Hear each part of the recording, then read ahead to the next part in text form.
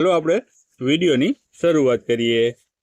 તો પહેલો પ્રશ્ન છે કે ગુજરાતની પ્રાથમિક શાળાઓમાં ડ્રોપ આઉટ બાળકો અને ગેરહાજર રહેલા બાળકોને શોધવા યુનિસેફ ગુજરાતની મદદથી સમગ્ર શિક્ષાની MIS દ્વારા શું વિકસાવવામાં આવ્યું છે?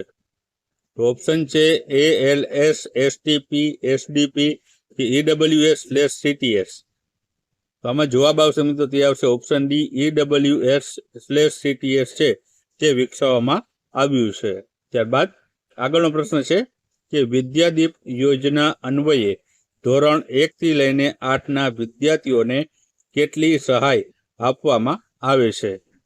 ઓપ્શન આપેલા છે 50,000, 1 લાખ, 2 લાખ કે 4 લાખ। તો મિત્રો આમાં જવાબ આવશે ઓપ્શન સી આવશે, 2 લાખની સહાય છે આપવામાં આવે છે વિદ્યાદીપ યોજના અન્વયે। મિત્રો ધોરણ 1 થી 8ના વિદ્યાર્થીઓને છે આ યોજના હેઠળ છે જે છે 2 લાખ રૂપિયાની સહાય છે તે આપવામાં આવતી હોય છે। ત્યારબાદ આગળનો પ્રશ્ન છે કે શિક્ષણ મંત્રાલય દ્વારા કારકિર્દી માર્ગદર્શન માટે કઈ એપ વિકસાવવામાં આવી છે?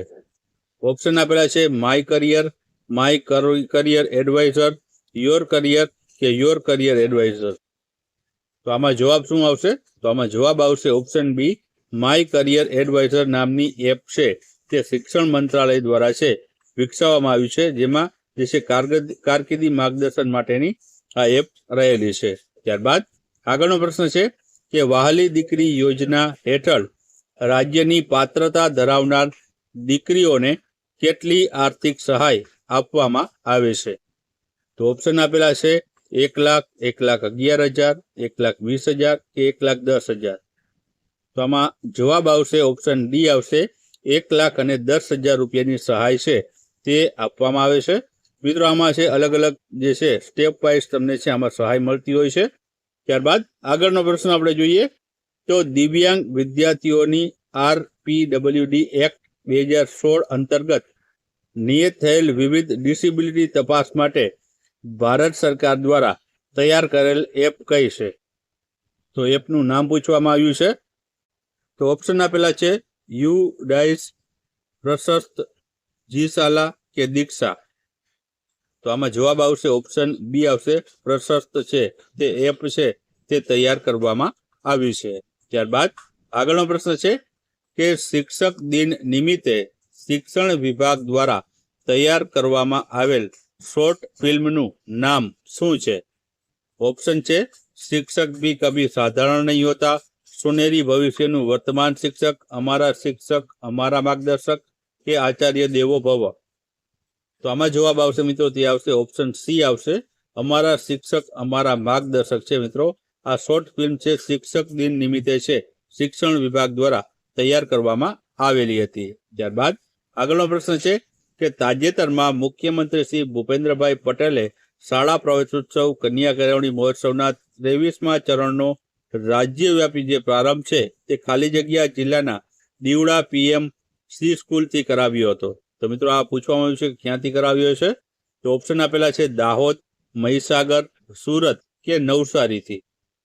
તો આમાં જવાબ આવશે મિત્રો ઓપ્શન બી આવશે, મહીસાગર જિલ્લાની દીવડા PMC સ્કૂલ ખાતેથી છે તે આનો શુભારંભ છે આપણા મુખ્યમંત્રી દ્વારા છે તે કરાવવામાં આવ્યો હતો। ત્યારબાદ આગળનો પ્રશ્ન છે કે વડાપ્રધાન શ્રી નરેન્દ્રભાઈ મોદીએ ગુજરાતના મુખ્યમંત્રી તરીકે શાળા પ્રવેશ ઉત્સવની જે શરૂઆત છે તે કયા વર્ષથી કરી હતી? તો ઓપ્શન આપેલા છે વર્ષ 2003, વર્ષ 2004, વર્ષ 2005 થી કે વર્ષ 2006 થી। તો આમાં જવાબ આવશે મિત્રો ઓપ્શન એ આવશે, વર્ષ 2003 થી છે। ત્યારના જે મુખ્યમંત્રી આપણા હતા નરેન્દ્રભાઈ મોદી તેમના દ્વારા છે વર્ષ 2003 થી છે શાળા પ્રવેશ ઉત્સવની શરૂઆત કરાવી હતી। ત્યારબાદ આગળનો પ્રશ્ન છે કે ગુજરાત બજેટ 2025-26માં જાહેર કરાયેલ ગુજરાત વહીવટી સુધારણા પંચના અધ્યક્ષ તરીકે કોની નિમણૂક કરવામાં આવી છે? તો ઓપ્શન આપેલા છે CAK Rakesh, doctor Hasmukh Adhia, doctor Jayanti Ravi કે શ્રી કમલ દયાણી। તો આમાં જવાબ આવશે મિત્રો ઓપ્શન બી આવશે, ડોક્ટર હસમુખભાઈ અઢિયાની છે મિત્રો જે ગુજરાત બજેટ 2025-26માં છે ગુજરાતી વહીવટી સુધારા પંચના અધ્યક્ષ તરીકે નિમણૂક કરવામાં આવી છે। ત્યારબાદ આગળનો પ્રશ્ન છે કે રાજ્યની શિક્ષણ પદ્ધતિમાં 360 ડિગ્રી પરિવર્તન લાવીને ડોલિસ્ટિક એજ્યુકેશનને અપ્રોચના સર્વગ્રાહી મૂલ્યાંકન માટે રચવામાં આવેલી ટાસ્ક ફોર્સ કમિટીના અધ્યક્ષ કોણ છે? તો ઓપ્શન આપેલા છે જયેન્દ્રસિંહ જાદવ, મહેન્દ્રસિંહ વાઘેલા, અર્જુનસિંહ ગોહિલ કે વિરેન્દ્રસિંહ રાવત. તો મિત્રો આમાં જવાબ શું આવશે? તો આમાં જવાબ આવશે મિત્રો ઓપ્શન એ આવશે. જયેન્દ્રસિંહ જાદવ છે તેઓ મિત્રો છે આ ટાસ્ક ફોર્સ કમિટીના અધ્યક્ષ બન્યા છે. ત્યારબાદ આગળનો પ્રશ્ન છે કે ચાલુ વર્ષે ઉજવાઈ રહેલી આંતરરાષ્ટ્રીય સહકાર વર્ષની થીમ શું છે? તો ઓપ્શન છે peace, prosperity and partnership, forming for futures together, cooperatives build a better world કે કોઓપરેશન ફોર કોમન ગુડ. તો આમાં જવાબ આવશે મિત્રો option C, cooperatives build a better world છે જે આંતરરાષ્ટ્રીય સહકાર વર્ષની થીમ છે આ વર્ષની રહેલી છે. ત્યારબાદ આગળનો પ્રશ્ન છે કે તાજેતરમાં પૂર્ણ થયેલ સિંહ વસ્તી ગણતરી બાદ ગુજરાતમાં સિંહોની સંખ્યા 674 થી વધીને કેટલી થઈ છે? તો ઓપ્શન આપેલા છે 841, 851, 891 કે 861. તો આમાં જવાબ આવશે ઓપ્શન સી, 891 જેટલી છે તે થઈ છે. અને મિત્રો ટકામાં પૂછવામાં આવે તો 32% વધારો થયો છે. મિત્રો આ પ્રશ્ન પૂછાઈ ગયો હતો તાજેતરની પરીક્ષામાં કે કેટલી ટકાનો વધારો થયો છે, તો ટકામાં પૂછવામાં આવે તો 32% વધારો થયો છે. ત્યારબાદ આગળનો પ્રશ્ન છે કે મિશન સ્કૂલ ઓફ એક્સલન્સ હેઠળ કુલ કેટલા સ્માર્ટ ક્લાસરૂમ બનાવવાનો લક્ષ્યાંક છે? તો ઓપ્શન આપેલા છે 5000, 50,000, 1 લાખ કે 1.5 લાખ. તો આમાં જવાબ આવશે મિત્રો તે છે ઓપ્શન ડી આવશે. 1.5 લાખ જેટલા છે તે સ્માર્ટ ક્લાસરૂમ બનાવવાનો લક્ષ્યાંક છે તે મિશન સ્કૂલ ઓફ એક્સલન્સ અંતર્ગત રાખવામાં આવ્યો છે. ત્યારબાદ આગળનો પ્રશ્ન છે કે તાજેતરમાં જાહેર કરવામાં આવેલા સંસ્કૃત સહાય યોજના હેઠળ શાળાને સહાય મેળવવા માટે ધોરણ 10માં કેટલાથી વધુ સંસ્કૃત વિદ્યાર્થીઓ હોવા જરૂરી છે? તો ઓપ્શન છે 50, 100, 160 કે 200 જેટલા. તો આમાં જવાબ આવશે ઓપ્શન બી, 100 જેટલા છે જે છે વિદ્યાર્થી હોવા જરૂરી છે. ત્યારબાદ આગળનો પ્રશ્ન છે કે આંતરરાષ્ટ્રીય યોગ દિવસ 2025 નીચેનામાંથી કઈ થીમ સાથે ઉજવવામાં આવ્યો હતો? ઓપ્શન છે yoga for inclusive growth, yoga for mental health and wellness, yoga for one earth one health કે yoga for harmony and peace. તો આમાં જવાબ શું આવશે? તો જવાબ આવશે option C, yoga for one earth one health છે તે 2025ના આંતરરાષ્ટ્રીય યોગ દિવસની થીમ સાથે છે આ ઉજવવામાં આવ્યો હતો. ત્યારબાદ આગળનો પ્રશ્ન છે કે તાજેતરમાં કયા જિલ્લામાં મુખ્યમંત્રી શ્રી ભૂપેન્દ્રભાઈ પટેલે સ્કૂલ ઓફ અલ્ટિમેટ લીડરશીપનો શિલાન્યાસ કર્યો છે? તો ઓપ્શન આપેલા છે મહેસાણા, સુરત, ગાંધીનગર કે અમદાવાદ ખાતેથી. તો આમાં જવાબ આવશે મિત્રો તે છે ઓપ્શન સી, ગાંધીનગર ખાતેથી છે તે આનો શિલાન્યાસ આપણા મુખ્યમંત્રી ભૂપેન્દ્રભાઈ પટેલ દ્વારા કરવામાં આવ્યો હતો. ત્યારબાદ આગળનો પ્રશ્ન છે કે આરટીઈ એક્ટ હેઠળ ધોરણ 1માં પ્રવેશ માટે ગ્રામ્ય અને શહેરી વાલીઓ માટે કેટલી આવક મર્યાદા નક્કી કરવામાં આવી છે? તો ઓપ્શન આપેલા છે 6 લાખ, 5 લાખ, 1,20,000 કે 2,50,000.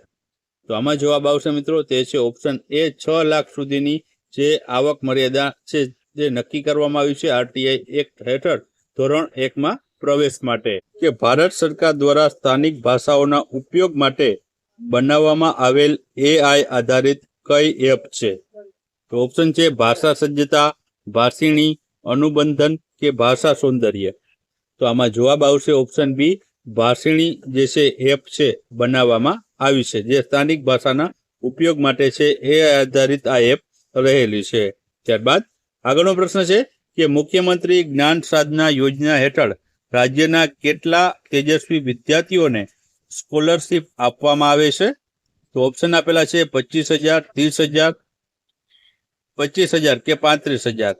તો આમાં જવાબ આવશે ઓપ્શન એ આવશે 25,000 જેટલા વિદ્યાર્થીઓને છે સ્કોલરશીપ આપવામાં આવે છે. મિત્રો આમાં સી ઓપ્શન પણ સાચો છે, તેમાં પણ 25,000 છે. ત્યારબાદ આગળનો પ્રશ્ન છે કે વિશ્વ ધ્યાન દિવસની ઉજવણી ક્યારે કરવામાં આવે છે? તો ઓપ્શન આપેલા છે 14 જૂન, 21 જૂન, 21 ડિસેમ્બર કે 21 માર્ચના રોજ? તો આમાં જવાબ આવશે મિત્રો તે છે ઓપ્શન સી આવશે, 21 ડિસેમ્બરના રોજ જે છે આની વિશ્વ ધ્યાન દિવસની ઉજવણી કરવામાં આવે છે. ત્યારબાદ આગળનો પ્રશ્ન છે કે તાજેતરમાં તમામ શાળાઓમાં કઈ પોલિસીને નાબૂદ કરવામાં આવી છે?